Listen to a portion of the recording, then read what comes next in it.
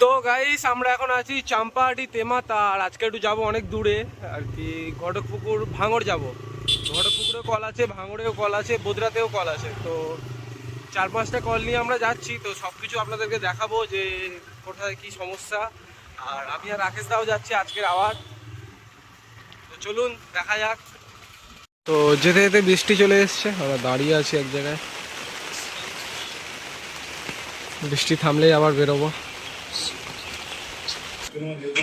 তো আমরা চলে এসেছি আজকে আমাদের প্রথম কলে। আর স্যার বললেন যেটা সিএল লেখা দেখাচ্ছিল, সিএলটা আজকে ক্লিনিংয়ের জন্যই দেখাই আর কি। ঠিক আছে, তো আমরা ফিল্টারটাকে পরিষ্কার করে নেব। ফিল্টারটা ময়লা হয়েছে ভালো মতো, সেখানে ঠান্ডাও একটু কম হচ্ছে।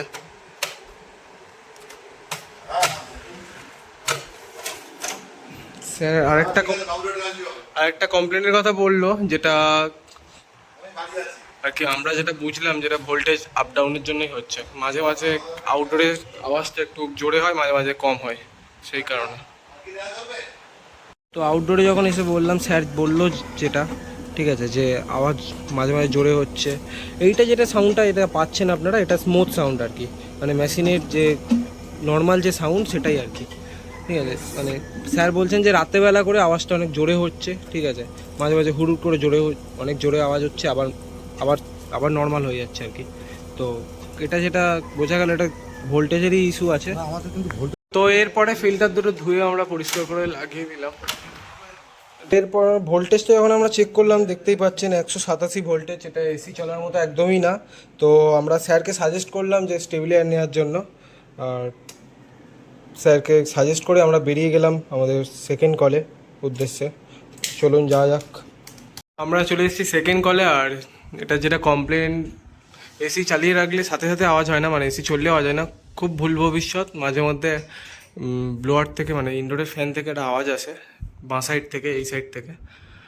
তো ওটাই আমরা খুলে চেক করব। স্যার বললেন যে ফ্যান স্পিড বাড়িয়ে কমিয়েও দেখেছে, ফ্যান স্পিড বাড়ালে যে আওয়াজটা আরও জোরে হচ্ছে, কমালে আসতে হচ্ছে। তো আমরা এটাকে খুলে দেখব।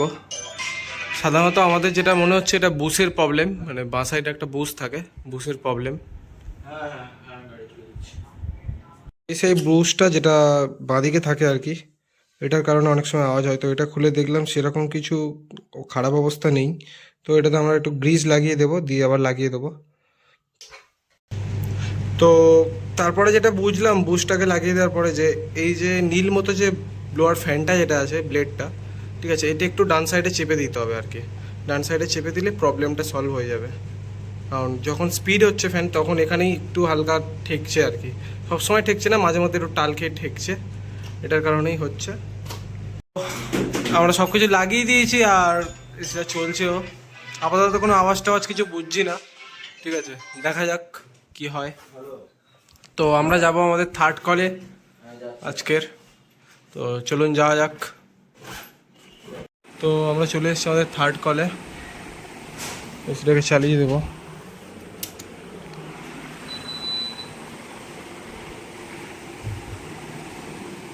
রিমোটটা রিমোটটা রিমোটটা দেন।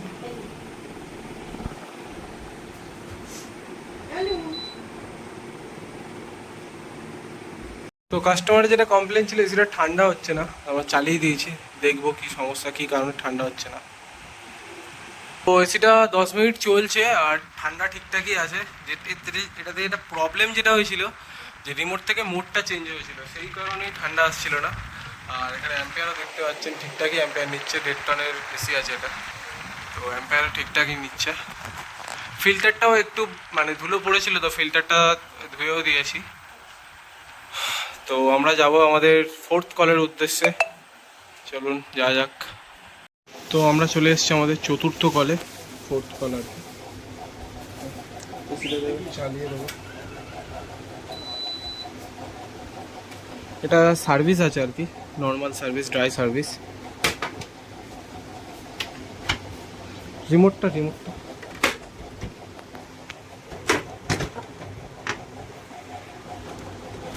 ফিল্টার দুটো ময়লা পড়েছে, আপনারা দেখতেই পাচ্ছেন। তো আমরা এসেছিলাম এটা সার্ভিস কল করতে, ঠিক আছে, মানে পিএমএস ছিল আর কি, ড্রাই সার্ভিস।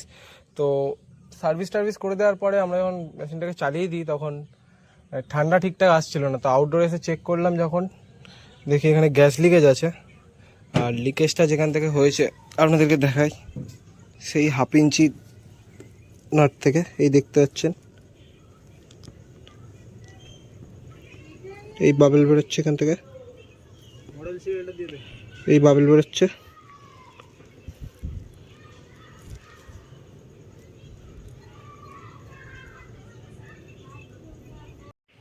তো এই কাজটাকে আমরা পেন্ডিং করে দেবো, এটা পরে এসে আমরা করব, কারণ আমরা সাথে করে গ্যাস, ভ্যাকুম পাম্প কিছুই আনিনি। সেই কারণে কলটাকে আমরা আগামীকাল বা পরে যখন সম্ভব হবে তখন এসে কলটা করব। তো এই বলে আমরা বেরিয়ে গেলাম আমাদের 5th কলের উদ্দেশ্যে, মানে 5ম কল আর কি, আর এটাই লাস্ট কল। তো চলুন যাওয়া যাক। রাকেশ ভাই আছে, ব্যাগ গোছাচ্ছে। আমরা এখন আছি ঘটকপুকুর, প্রপার ঘটকপুকুর, এখানে লাস্ট কল আছে আমাদের। তো আমরা চলে এসেছি আর চালিয়েও দিয়েছি এসিটা। আর স্যার যেটা বললেন যে এসিটা টোটালি ঠান্ডাই হচ্ছে না, তো আমরা চেক করে দেখবো কি সমস্যা এটায়। তো লাস্ট কলটায় আমরা যখন এসে চেক করলাম, মেশিনে 1 ফোঁটাও গ্যাস ছিল না। মানে আমরা যে লিকটা বুঝতে পারবো, আর এখানে কোথাও অয়েলও পাইনি আমরা, ঠিক আছে, আউটডোরে কোথাও অয়েল পাইনি। তো সেই কারণে আমাদের এটা মানে সঠিক ইনফরমেশনটা দেওয়া সম্ভব হচ্ছে না এখন। আমরা আগামীকাল বা পরে যে কোনো একদিন এসে এটাকে প্রেসার দেব, প্রেসার দেওয়ার পরে তারপরে বুঝতে পারবো যে লিক কোত্থেকে আছে। তো এখন এই মুহূর্তে আমাদের ফিরে যাবো আমরা আর কি। তো আজকে ব্লগটা এখানেই শেষ করলাম, নেক্সট ব্লগে আবার দেখা হবে, টাটা।